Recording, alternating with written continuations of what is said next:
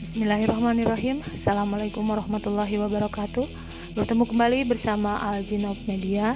Pada video kali ini saya akan sedikit mereview mengenai bagaimana upaya kita untuk mengembangkan kemampuan atau kompetensi kita dalam mengelola konflik. Seperti apa itu? Mari kita simak selengkapnya.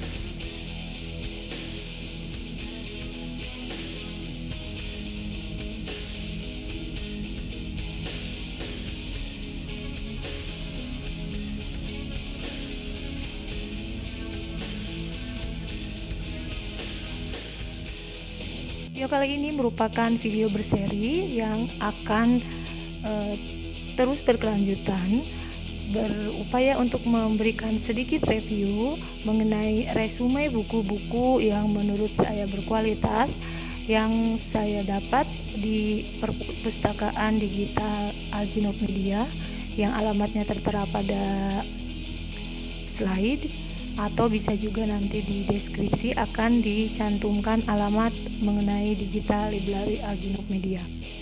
Di sini disediakan berbagai buku, referensi buku dalam dan luar negeri yang menurut saya bisa membantu Anda yang menginginkan satu fulfillness, satu keinginan untuk terpenuhinya keingintahuan kita terhadap sesuatu. Untuk pertemuan kali ini akan membahas tentang review atau resume dari buku Developing Your Conflict Competence. Resume ini merupakan resume yang berasal dari buku Developing Your Conflict Competence, sebuah buku karya Craig Aaron dan Tim Flanagan, merupakan author The Becoming of Conflict Competent Leaders, merupakan sebuah hand-on guide for leader, manager, facilitator, and the team. Ini merupakan satu buku yang dibutuhkan terutama bagi mereka, para leaders, dan ataupun mereka yang mempersiapkan diri untuk menjadi leader.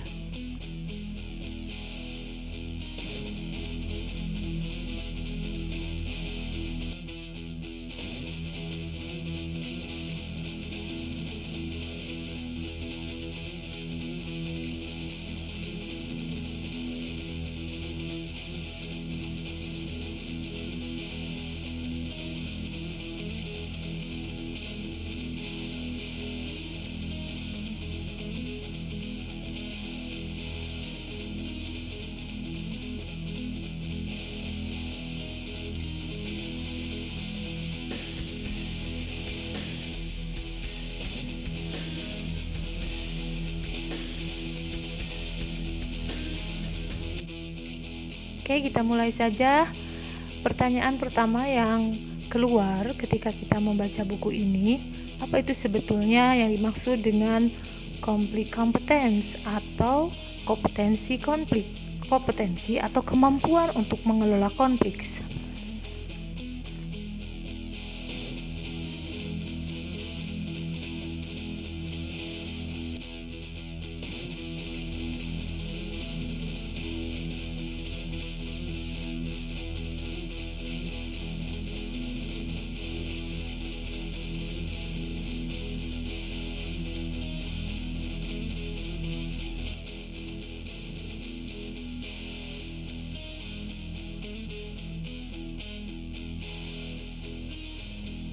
Ada beberapa prinsip dari kompetensi konflik. Yang pertama, bahwa konflik itu sendiri tidak dapat dihindari. Dan mau tidak mau kita harus menerima bahwa konflik memiliki dua sisi, yaitu sisi positif dan sisi negatif, tergantung bagaimana kita menangani konflik tersebut. Prinsip yang kedua, meskipun orang pada umumnya melihat konflik sebagai satu hal yang negatif dan lebih banyak menghindarinya karena memang sebetulnya orang pasti menghindari satu ketidaknyamanan, padahal ada sisi positif lain yang mungkin bisa kita optimalkan dengan adanya suatu konflik dengan melakukan satu penanganan yang lebih konstruktif.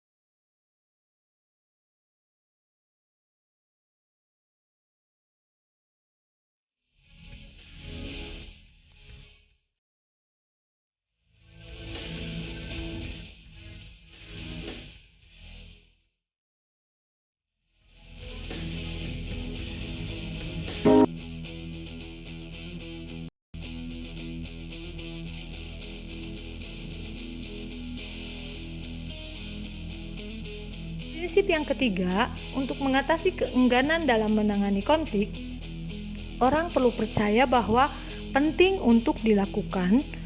Dengan demikian, untuk mengakui nilai yang luar biasa dalam mengelola konflik yang itu berasal dari kemampuan, perkembangan, pengetahuan, emosi, dan perilaku dalam mengelola konflik. Kemudian yang keempat, kompetensi konflik individu juga itu memungkinkan seseorang untuk menenangkan, memperlambat, dan terlibat konflik secara konstruktif.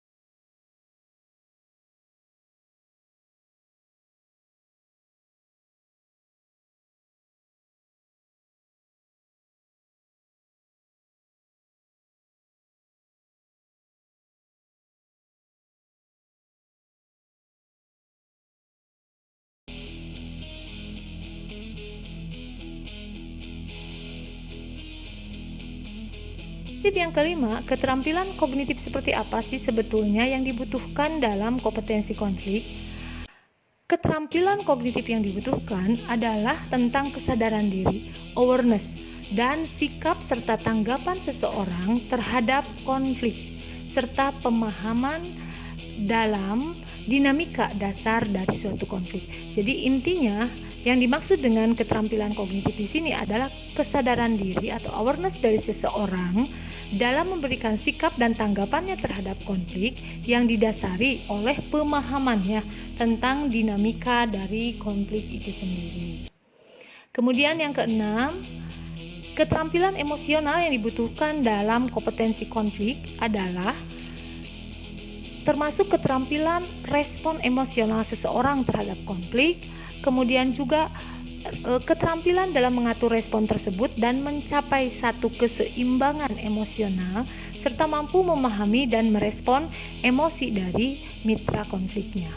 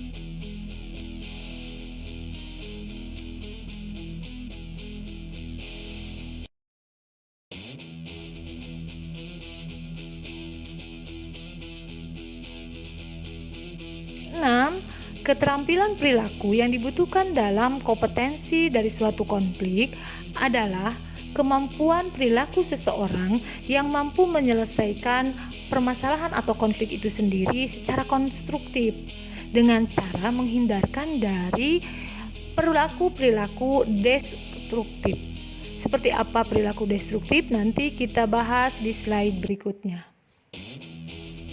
Kemudian yang ketujuh, perilaku konstruktif itu sendiri adalah satu perilaku yang merupakan suatu perilaku mencegah terjadinya dampak yang lebih buruk dari adanya suatu konflik, dampak dari adanya perilaku destruktif.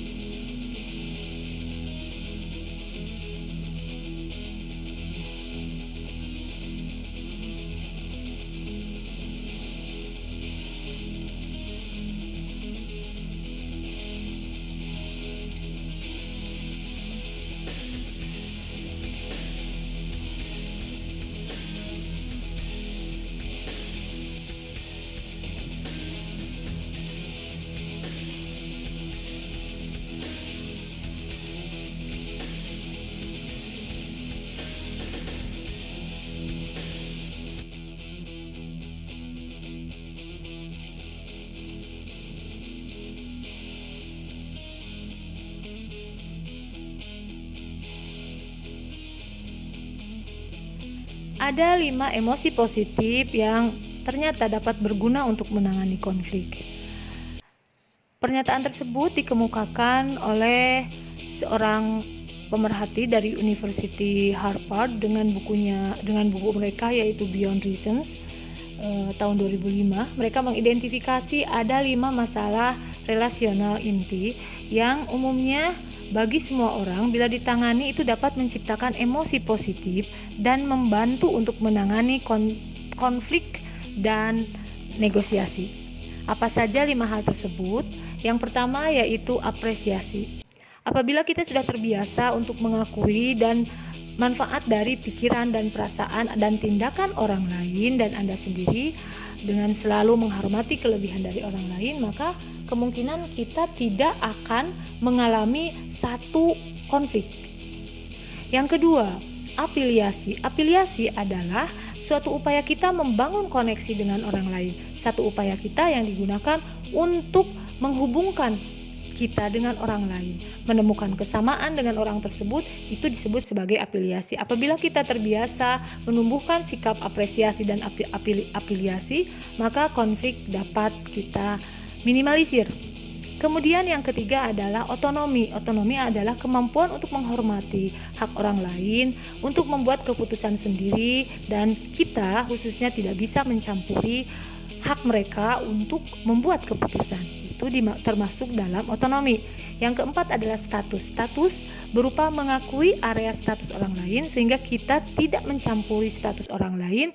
Apabila kita terbiasa tidak mencampuri status orang lain, maka konflik pun dapat kita hindarkan. Dan yang terakhir adalah wewenang. Wewenang itu sendiri artinya adalah batasan dari tupoksi kita masing-masing. Kadang-kadang penentuan atau judgement dari ini tupoksimu, ini tupoksinya yang tidak jelas, kadang itu juga merupakan salah satu sumber timbulnya konflik.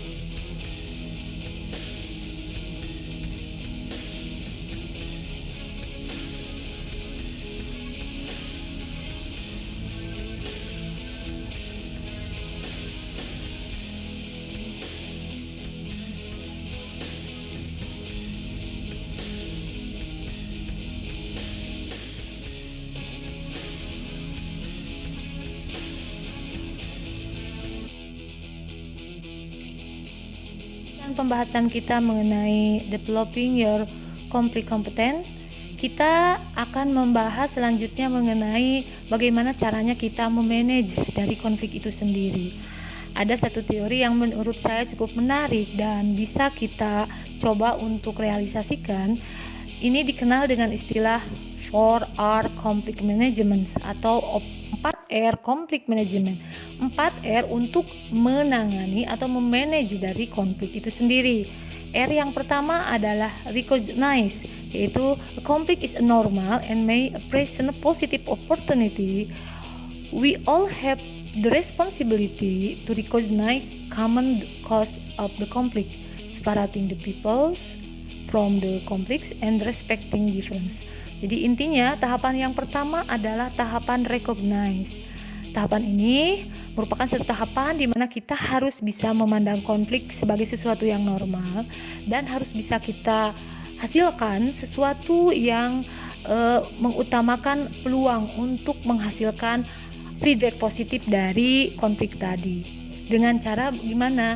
Dengan membagi orang dari konfliknya tadi dan kemudian menghormati perbedaan yang terjadi antara dua orang yang saling berkonflik. Kemudian yang kedua adalah respond with respect. Responding respectfully contrasts with active listening. Jadi kita bisa merespon dengan cara sangat menghormati mereka yang sedang berkonflik dengan menjadi seorang active listener.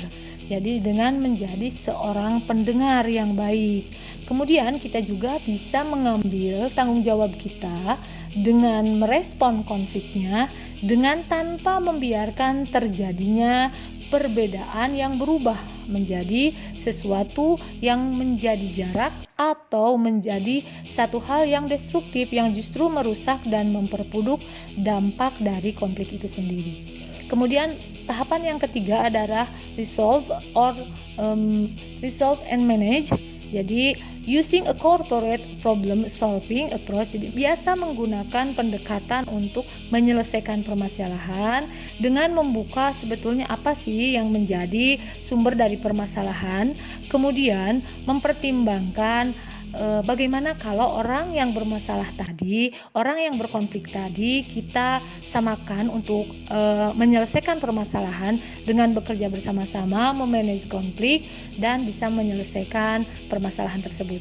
Dan yang terakhir adalah refleksi atau reflex, building on learning from our experience, benefiting from examining what happened, appreciating what went well, and identifying opportunities for improvement. Jadi refleksi adalah satu kejadian kita untuk membangun pengetahuan kita yang diperoleh dari sejumlah pengalaman, terutama keuntungan yang kita peroleh dari apa yang terjadi, mengapresiasinya yang baik serta memperbaiki apa yang memang masih dianggap kurang dari upaya kita memanage konflik yang sudah kita alami.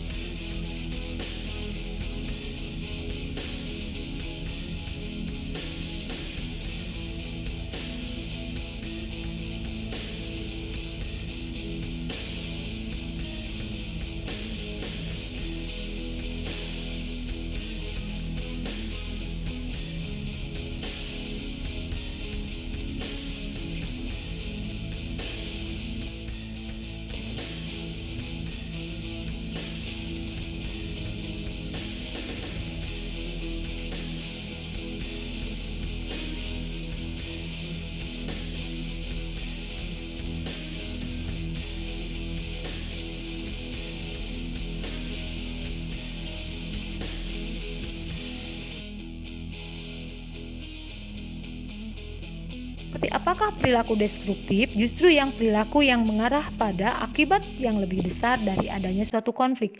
Yang pertama adalah kasar, seperti sombong, sarkastik, ataupun merendahkan. Kemudian yang kedua jauh, yaitu berusaha mengisolasi diri, tidak mencari masukan, sulit didekati.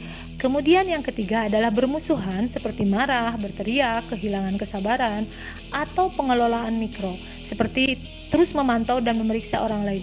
Jadi selalu fokus, selalu terlihat memang biasa gading di gajah itu kan tidak nampak, beda dengan semut di pelupuk mata. Semut di pelupuk mata nampak, tapi gading kan tidak nampak menurut si gajah. Artinya kesalahan orang lain sekecil apapun menurut kita begitu terlihat, dan kesalahan kita sendiri kadang-kadang kita tidak bisa melihatnya. Nah, orang yang biasa itu memantau atau memeriksa orang lain berarti dia memiliki satu perilaku destruktif, perilaku yang justru dapat memperburuk dampak dari adanya suatu konflik. Yang selanjutnya yaitu terlalu analitis. Artinya jika seseorang memiliki satu kemampuan yang terlalu over analitis, yaitu terlalu fokus pada masalah kecil yang kadang-kadang sifatnya lebih ke arah perfeksionis. Kemudian yang selanjutnya adalah egois, itu hanya peduli pada diri sendiri dan hanya percaya bahwa mereka yang benar, yang lain tidak. Kemudian tidak menghargai, tidak bisa diandalkan, dan tidak bisa dipercaya. Perilaku-perilaku destruktif ini harus dihindari agar dampak negatif dari adanya konflik itu bisa kita minimalisir.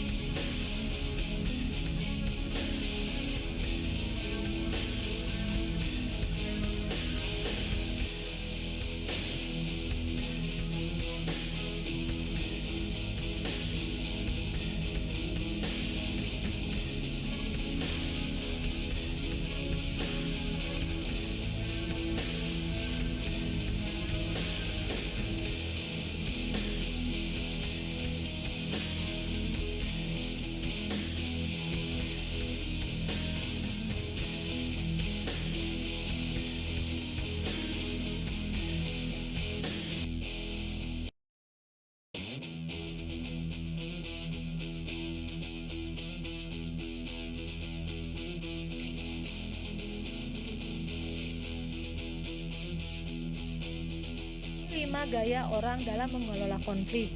Yang pertama, ada yang gaya orang tersebut adalah competition, justru bersaing. Ketika kita bertemu dengan konflik, dengan mitra konflik kita, justru di sanalah area untuk kita bersaing. Jadi di sana terlihat dalam tanda kutip seperti persaingan dingin ataupun persaingan yang terlihat jelas sekali oleh semua pihak. Itu orang yang gaya yang pertama. Yang kedua, ada gayanya yang menghindar atau avoid from the conflict. Jadi ketika seseorang berkonflik dengan mitra konfliknya, justru dia akan mengalah dan menghindarinya. Kemudian yang ketiga, ada yang juga accommodation, ada seseorang yang merespon konfliknya itu dengan cara mengakomodasinya. Atau yang keempat, justru ada yang berkompromi, dan yang terakhir justru ada yang berkolaborasi. Gaya mana yang menurut Anda yang terbaik?